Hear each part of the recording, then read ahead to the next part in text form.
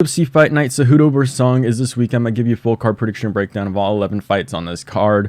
Last week I wasn't able to post a video. I actually did all the research for it. I was going to film or upload the video. I can't remember exactly what it was on Wednesday. Second half of Wednesday, internet went out. Thursday, Friday, completely no internet. So it wasn't like I'm going to go to Starbucks and sit there for like 5 hours waiting for a video to upload. But I saw no point in uploading the video on like a Saturday or whatever it was. So I'm uploading a video now for this card. This card, a few fights have fallen off, so it is a little bit less of what I was expecting, or at least hyped up for. But it's one of those cards where a lot of bad things kind of just happen to it. But it is still a decent card, so I am looking forward to it a little bit. But let's get right into it. We have Modestas Bukauskas versus Raffael Cerqueira, is how I think you say that. I'm gonna go with Modestas Bukauskas.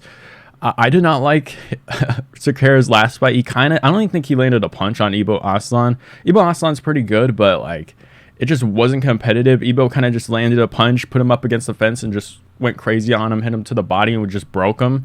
Cerqueira didn't fight back at all. I know it was pretty...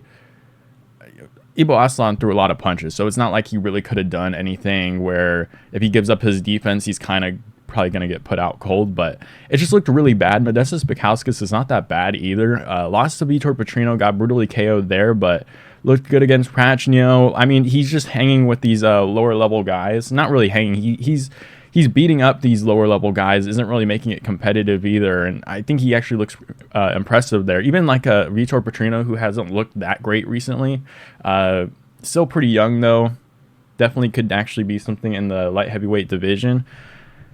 Modestas Bukauskas, even though he got KO'd, I still think he's going to beat these lower level guys. And the fact that Cerqueira just got completely wrecked by Ibo Aslan, I think is bad news for this fight. I'm taking Bukauskas. I feel a little bit more comfortable with him. I don't think he's going to have the same output that Ibo Aslan had, where you're just going to put him up against the fence and just go crazy and finish him with strikes. But I can just see him being way more technical than him. I think Bukauskas has a decent ground game from what I know as well. He just got that submission over Prachnio. So I think Bukauskas wins this one. I don't know if it's by KO. Maybe he can catch Cerqueira. It was Cerqueira's debut, so maybe... I mean, he is also 35 too. So actually, I'll probably say KO for Bukauskas. Does have a 2-inch reach advantage as well. He's very technical, has some good hands. I think he can probably catch Cerqueira in the later round and kind of break him that way as well. So let's move on. We have Nick Klein versus Mansur Abdul-Malik. This is an interesting one because Nick Klein, in his fight on the Contender Series, looked pretty good. Like he completely out-wrestled and grappled his opponent and kind of was like, I don't even know, like he just out-muscled him, brought him down to the ground, and was way too much. He's hanging on the guy's neck. Like he was very, very disciplined in the grappling and it wasn't letting go. And it looked really good, but Mansur Abdul-Malik is just like a fucking animal. Like when I see him, he's like this big motherfucker. He's got these long arms, 80 inches of reach. Will have a 3-inch reach advantage over him. He's got insane power, can wrestle a little bit. I will say Nick Klein's grappling is a little bit better, but I'm just going to have to go with Mansur Abdul-Malik. This may be the case where we see a little bit maybe of like a more polished guy, Nick Klein, maybe latch up a submission later on and make it tough for Mansur Abdul-Malik. So I can see Nick Klein winning this fight, but I think Abdul-Malik is just a way better athlete, has longer range on the feet, has way more power, has decent wrestling ability as well. I'm just going to take him in this fight. I think he probably KOs Nick Klein. Nick Klein's loss recently was to Dorjan Dokai by KO there. So we know you can get KO'd as well. So I'm just going to go with Mansur Abdul-Malik. I think he catches him on the feet. Maybe Nick Klein can't latch up a takedown. We saw how well Mansur Abdul-Malik did against Dusko Todorovic. Todorovic's not that good, but Todorovic was throwing up grappling stuff off his back, and Mansur Abdul-Malik was kind of staying out of it. It was just landing crazy-ass punches on him. So I can see Nick Klein maybe pulling up an upset in this fight, but I'm going to take Mansur Abdul-Malik here. He's just a really crazy prospect and has a lot of power in his hands. So I'm going to go with I'm not going to go with Ricky Simón. Up next, we got Ricky Simón versus Javid Basharat. I'm going Javid Basharat. Ricky Simón is falling off quite a bit. I will say he had a nice little run there. Raffael Sunsao, Jack Shore, pretty good win to have there. But then Song Yadong just gets absolutely wrecked in that fight. Mario Batista gets beaten up in that fight. I think that one was a little bit closer. And then Vinicius Oliveira just... I mean, Oliveira's takedown defense isn't like the best. Like, he isn't really known for the grappling. He's known for his stand-up, and he was doing really good against Ricky Simón. So that's very bad news there. Javid, Basharat, these Basharat brothers are pretty much known to be all-around guys, like very solid at least, maybe not an elite level. They're still very young, almost, 30 now, so he's entering his prime. And I just think we're seeing the case where Javid Basharat is working his way up, and Ricky Simón's kind of working his way down the division at this point. So Javid Basharat, really good on the feet. The fact that he does have some grappling expertise in this fight, and that he's going to probably be able to stuff the takedowns and maybe find his way out of bad grappling positions, I think is going to be really bad for Ricky Simón. And the fact that I think he's going to be a lot better on the feet is going to be really rough for Ricky Simón as well. So I don't see where Ricky Simón can win this fight. Maybe he lands a pretty big punch and somehow KOs Javid Basharat or anything like that, but I don't see that happening. Ricky Simón does have some power in his hands, but it's nothing like super technical. I'm going to go with Basharat here. I'm going to say by decision. Maybe Ricky Simón takes an early round, but I think as this fight goes on, he'll tire a little bit. Javid Basharat's going to be stuffing the takedowns. He's going to be chopping at the leg. Like, he's just going to have a lot more weapons than Ricky Simón on the feet, and I think he's going to beat him up pretty badly. So let's move on. We have Nursulton Ruziboev versus Eric McConico. I'm going Nursulton Ruziboev. Eric McConico, from what I saw in his last fight against Jerome Hatch, he just doesn't look like Nursulton Ruziboev. I know he got taken down by Joaquin Buckley a couple times and did get dropped by him. I just think there's just like a certain level of fighter that Ruziboev won't lose to. Cedric Dumas, I know he's like tugging on his hair during the fight and was landing the uppercuts and things like that. So I wouldn't take that fight too seriously. However, I do think he still would have beaten Cedric Dumas anyways. But he did KO Bruno Ferreira in that debut, where it was just a brutal KO. After Bruno Ferreira did the same thing to Gregory Rodriguez. He looked really good in that fight. Eric McConico, he's almost 35 years of age, is going to be at a 1-inch reach disadvantage, and I just don't like that heading into this fight. At the end of the day, is this fight at welterweight or middleweight? Actually, let me double check. I actually want to see this real quick, because this might be important. I don't know. This fight's at 185. I just think Ruziboev is just going to be very fast on the feet. His takedown defense isn't horrible. I just think Joaquin Buckley is just a very strong dude. He's very stocky, and he's a smaller guy as well. So those entries are going to be a lot better than an Eric McConico, who's 35 years of age. I just don't like that age-wise. I think Ruziboev's just got a lot of weapons on the feet as well. Really good distance management. I don't think he's going to get caught by Eric McConico. I don't think he's going to get submitted or anything. He's probably going to win this fight by KO, in all honesty. So I'm saying like a second round or third round TKO I can see from Ruziboev, where he just... after Eric McConico kind of maybe fails a takedown or isn't really getting much success there. He's going to decisions with these these regional fighters. I just don't see him beating a guy like Ruziboev in the UFC. So let's move on. You have Ion Cutelaba versus Ibo Aslan. I'm going to have to go with Ibo Aslan here. Ion Cutelaba... maybe he can he has a round in him where he does really good. I know he just won a fight by split decision, which I guess good for him. He won a decision, which you never really see happening. It's either he loses the decision or he gets finished after the first round. He always has a good first round.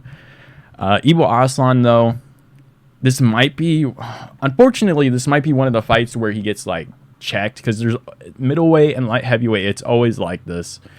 Where you say, this guy should be this guy. However, somehow, I don't know if it's experience or what, but they always just get kind of fraud checked for one fight, and then they make it back up.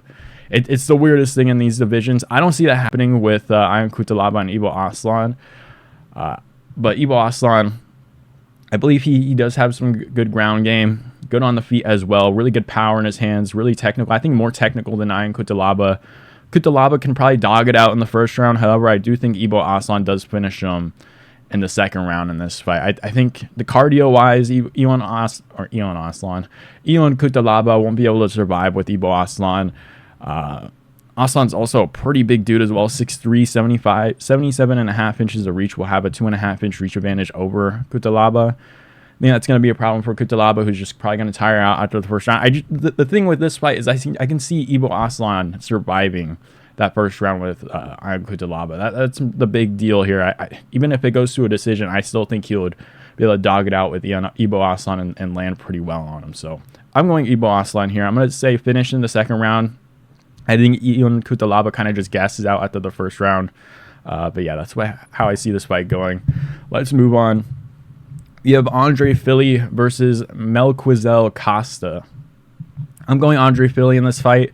I know he's getting up in that age tier where you're maybe looking for, I won't say him getting or being washed, but I will say like he's starting to get out of that prime area of his career where he's just going to be hanging out in the UFC. But I will say 34 is still relatively young. This isn't like bantamweight or anything. Like featherweight, you can kind of hang around there for a while until you're like 36, 37, and then you'll start to see regressing. But Andre Fili has always kind of beaten the Melquizael Costas of the UFC, where it's a really good unranked fighter. Like the only losses that you'll see Andre Fili have is really to ranked guys, at least recently. Dan Ige, Nathaniel Wood, who's also pretty good. I guess he kind of goes in and out of unranked and top 15, but Nathaniel Wood's pretty good.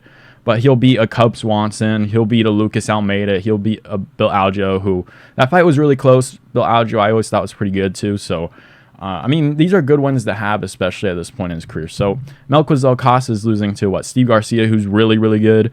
Thiago Moises, ranked fighter as well. Like, he's beating the Shayalan Nordin-Bekes and the Austin Lingos. So, you can kind of see where I'm going with this one. Like, Andre Fili, although he's losing to these top ranked fighters, he's also beating like the fringe top 15 guys as well. So Melquizael is beating the guys below the fringe top 15 guys. So I'm going to go with Andre Fili here. I don't think he TKOs him or anything. I'll probably say by decision. Maybe Melquizael Costa can get an early round in this fight, but I think Andre Fili is just going to be too good on the feet. We saw Thiago Moises kind of grapple with him a little bit, got that submission on him. So maybe Andre Fili can find a couple good grappling positions on Melquizael Costa and kind of eke out a decision. But I just have to go with Andre Fili here.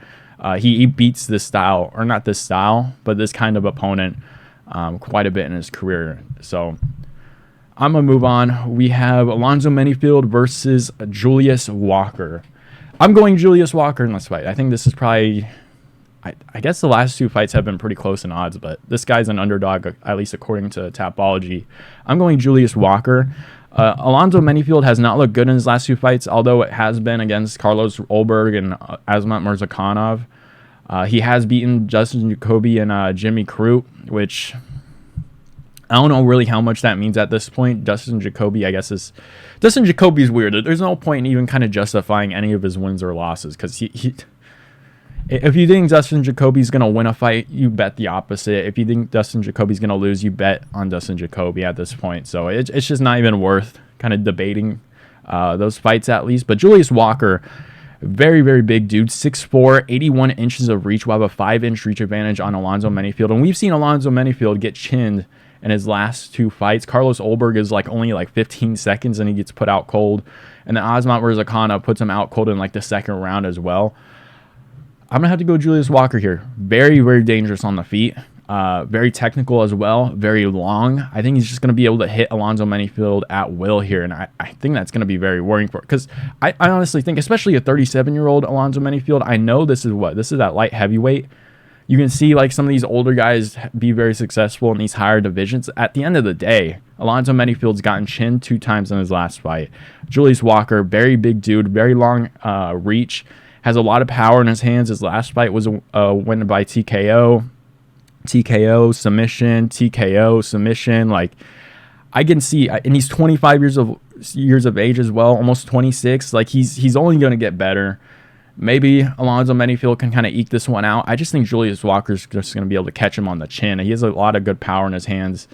This is my upset of the card. A lot of people, or at least a decent amount of people, 34% of Tapology is picking Walker here. I think he wins by KO. I'm going to say late first round TKO against Alonzo Menifield here. He's just going to back him up against the fence and catch him on the chin, and then Alonzo Menifield's just going to be trying to survive on the ground. But I think Walker wins by TKO strikes, ground and pound.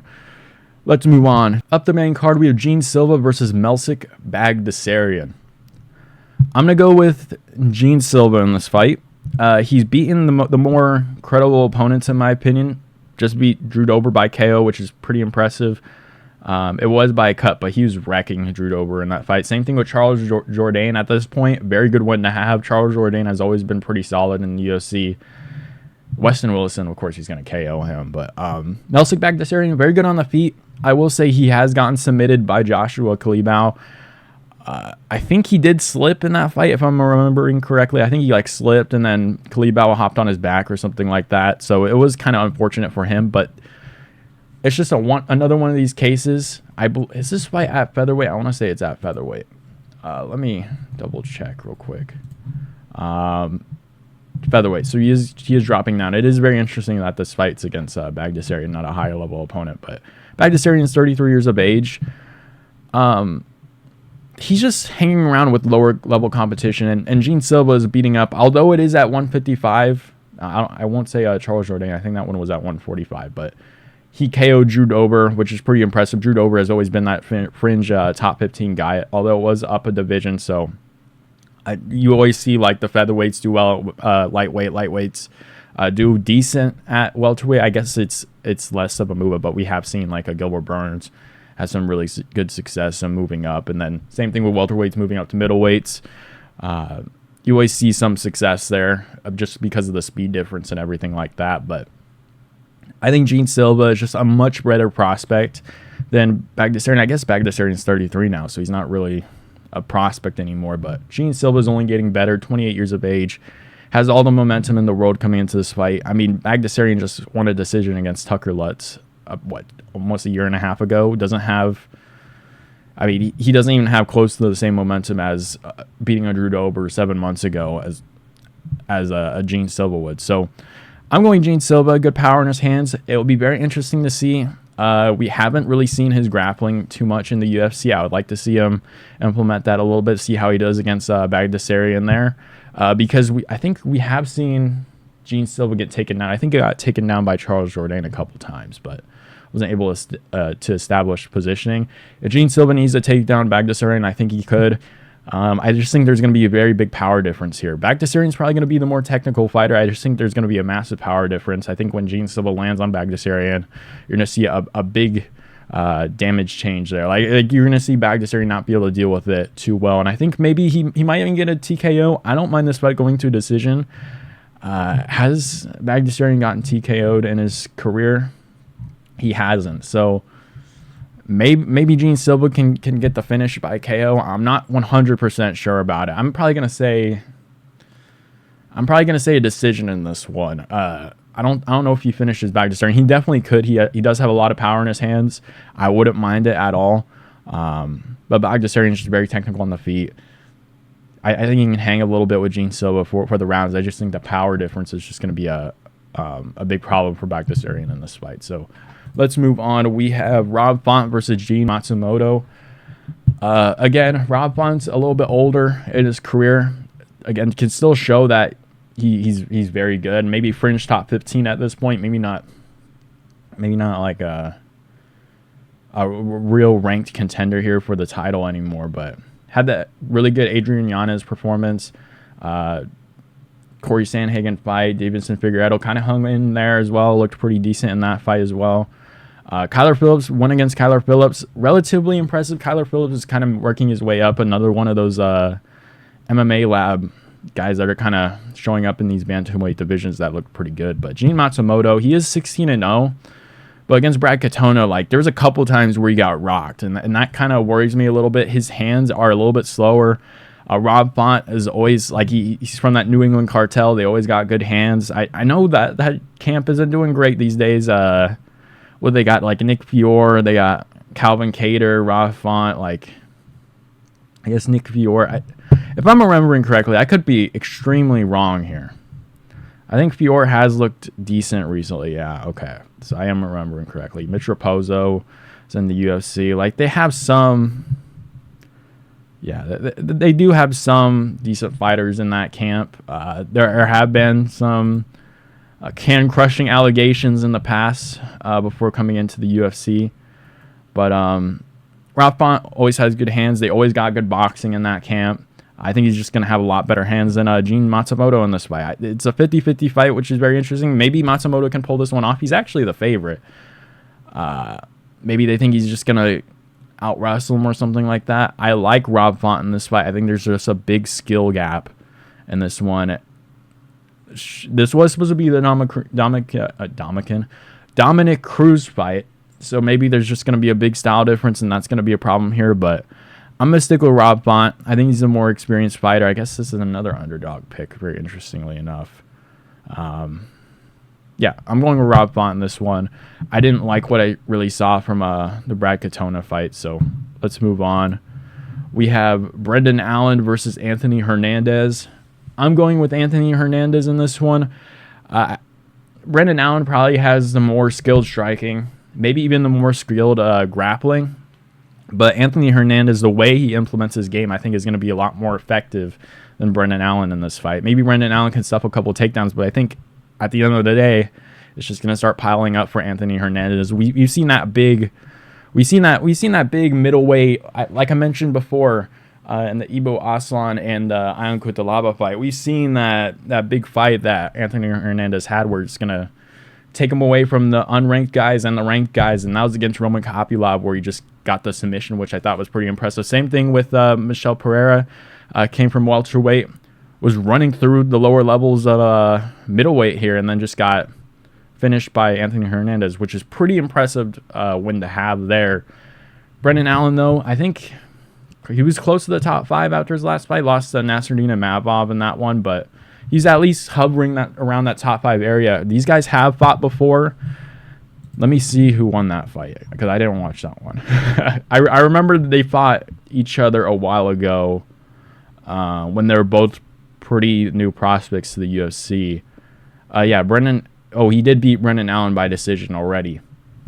Anthony Hernandez, I just think his game where he does the pressure grappling, pressure wrestling, I think it's just going to be a little bit too much for Brendan Allen in the long run. Maybe Brendan Allen gets the first round. He does have really good striking, really good grappling positioning, but at the end of the day, I think the pressure is just going to be a little bit too much. Hernandez does have good grappling as well, so I don't think he's going to get caught in a submission or anything, but I think he's just going to be able to wear on a Brendan Allen in this fight, kind of tire him out a little bit and get the decision win. I don't think he submits Brendan Allen. Brendan Allen has always had really good grappling. Paul Craig beat him by submission. Same thing with Muniz, right? He got the submission there. Pretty impressive. Those are big grappling guys, too. So, like, we've seen Paul Craig submit Ankalaev, very interestingly enough.